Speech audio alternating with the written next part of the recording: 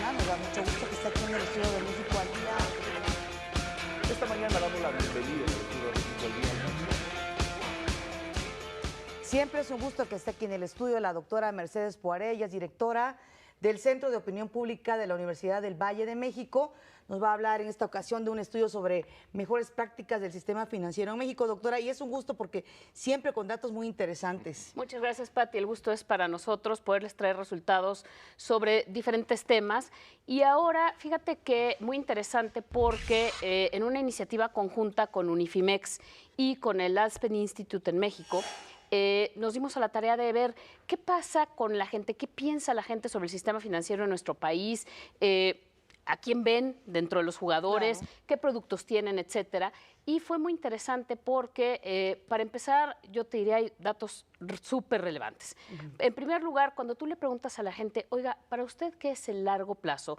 Y ahorita te explico por qué esta primera pregunta. 61% de los mexicanos consideran que el largo plazo va entre un mes y 5 años. Y entonces, ahí empiezas a encontrar muchas de las claves de, a ver, ¿por qué no invertimos? ¿Por qué no ahorramos? ¿Por qué no tenemos un seguro de vida? ¿Por qué no tenemos un seguro de ahorro para el retiro? Etcétera, ¿no? Para nosotros este es un dato muy interesante porque si tú ves que el largo plazo, cuando mucho llega a 5 años, pues entonces no tienes incentivos para ver mucho más allá, ¿no? Ese fue uno de los datos que nos pareció muy relevante. Para planear, ¿no? Pues para planear, porque ¿qué planeas si tú consideras que tu largo plazo se acaba dentro de 5 años? O que empiece en un mes, o que, ¿no? Es increíble. Y hay gente para la que el largo plazo a lo mejor son 6 meses, ¿no? Entonces, ahí empezamos a encontrar algunas de las claves de estos temas en los que hay tanto debate, si es un tema cultural o qué hay, ¿no? Otro de los hallazgos muy importantes, tú sabes que hay un montón de jugadores en el sistema financiero mexicano, hay casas de bolsa, casas de cambio, hay arrendadoras, hay afianzadoras, etcétera. Claro. Cuando tú le preguntas a la gente, si yo le digo sistema financiero, ¿en qué piensa? Prácticamente el 60% piensa en los bancos. Y esto…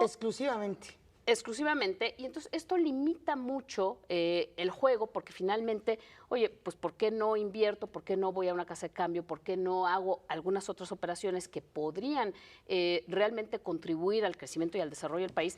Porque además tú sabes que en cualquier país el sistema financiero juega un papel preponderante en el crecimiento y el desarrollo sustentable.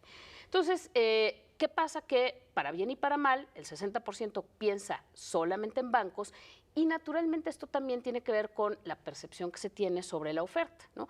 Si yo he tenido una mala experiencia en el banco o percibo que el banco no me es accesible, pues entonces eso también limita mi juego dentro del sistema financiero en México. Y ahí es donde entra el tercer dato que consideramos que es muy, muy relevante, porque realmente tenemos todavía una penetración muy pobre del sistema financiero en nuestro país. La gente que es usuaria del sistema financiero es alrededor de un porcentaje similar a este 60%, pues realmente es usuaria de servicios como tarjetas de débito y ahí vemos una penetración muy importante de que las empresas ahora nos pagan nuestras nóminas a través de tarjetas de débito, pero el juego, digamos, o el papel del público en el sistema financiero en México sigue siendo muy limitado, ¿no? Es muy interesante estos datos que está dando porque justamente se habla, bueno, de cultura, de tradiciones, de malos enfoques, qué es lo que se tiene que hacer, porque estamos en un mundo globalizado, claro, donde las finanzas cada vez están acercando más, donde la economía también se está acercando más, no solo en nuestros propios estados, sino también a nivel global.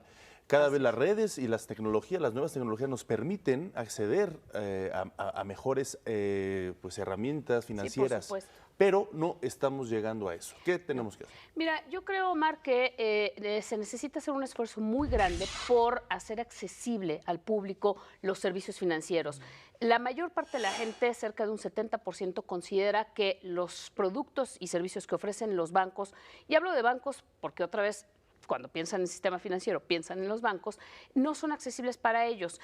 Lo que te dicen es, son accesibles para las grandes empresas o para la gente que tiene mucho dinero. Entonces, hay que hacer un trabajo muy importante en términos de educación y capacitación financiera. Es decir, hay como estas dos vertientes. La educación, y yo creo que hay que empezar a enseñarles a los niños desde muy pequeños cuáles son las ventajas de ahorrar, de invertir, de tener tu dinero protegido, etcétera. Pero también hay que capacitar a la gente en el sentido de ¿Cómo le hacen para entrar? ¿Cómo le hacen para jugar? ¿Cómo le hacen para invertir? Porque lo que pasa es que hay como todo un tema de me impone y no lo siento hecho para mí y entonces no formo parte del sistema financiero, ¿no? Y en automático. Claro, porque siento que no tiene una oferta que me es, digamos, familiar. Claro. Y es increíble, por ejemplo, el 38% de la gente reconoce que sigue ahorrando utilizando alcancías, el colchón, escondites en su casa, tandas. Es de veras impresionante.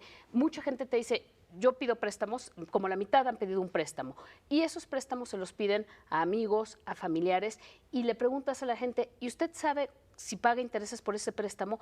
Hay un porcentaje interesante de gente que no sabe si está pagando intereses por los préstamos. Y tú sabes que hay ciertos sectores informales de prestamistas, por ejemplo, que cobran intereses que son realmente altísimos. Entonces, todos estos elementos van permeando la percepción que se tiene sobre el sistema financiero y esto no permite que la gente vaya entrando, ¿no? Doctora, usted mencionó algo muy interesante que dice, bueno, probablemente tenga que ver con cuestiones culturales. La pregunta es, también hay mucha información al respecto. ¿Dónde chocan estas dos vertientes? Es decir, hay mucha información, pero pesa la parte cultural. ¿Qué ocurre? Mira, yo creo, Pati, que hay un tema de lenguaje, ¿no? Porque sí hay mucha información, pero probablemente es información que no es accesible para la gente. Es decir, no aterriza la gente no la atiende porque, a ver, si yo vivo, y además este estudio se hizo en zonas urbanas, nosotros no nos fuimos a las zonas rurales, pero si tú te vas un poquito más allá, si en zonas urbanas, en donde además cerca de la mitad de la gente reportó tener licenciatura o preparatoria, pasa esto, imagínate que está pasando en otras zonas en donde no hay.